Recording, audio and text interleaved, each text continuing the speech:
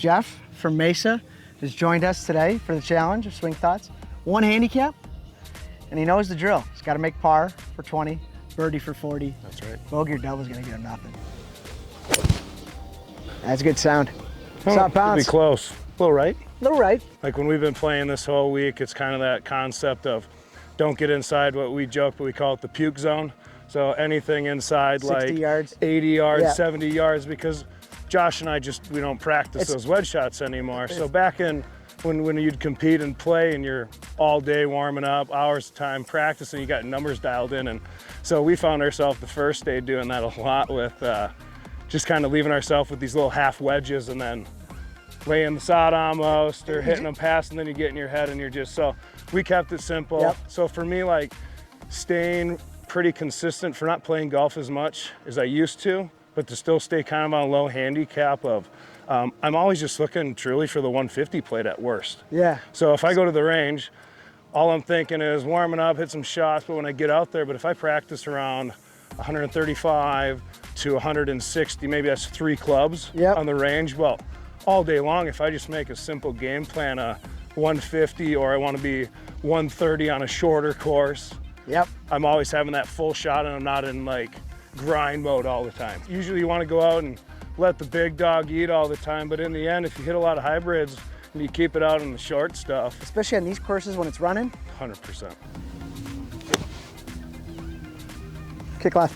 Yep, there it is. Funny enough, when you start playing and like you just said, you get into that spot where you're not comfortable, that's when it's a lot of guys, you can get the gears going really fast and you kind of lose control of it. I've always just been something as simple as over a shot that I was uncomfortable. It's funny when you're talking to your boys in the cart and you're talking, communicating while you hit a golf shot, you always seem to peer it. Or when you're singing along to a song. So it's kind of this like mental clear key. So on those ones, funny enough, I'll usually say a word or something while I'm swinging to not get into mechanicals. So even like that one, I kind of laid the sod a smidge on it, but it was still pretty close to my number. But I always had that feeling of clarity in the mind of just not thinking. A phrase or something that gets you in rhythm. So I used to always sing songs when I used to compete. The key that I always use my words is set it free. So set's my backswing, it's my transition, free's my downswing. So what you'll do is you'll actually never start your downswing without matching it to something. So you could use something as simple as Yahoo.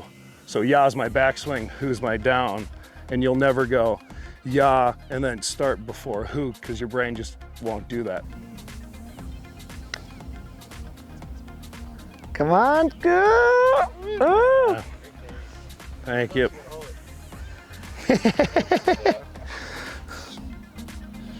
Challenge complete. Nice work. Nice, thank you. Hand him that 20. That was awesome.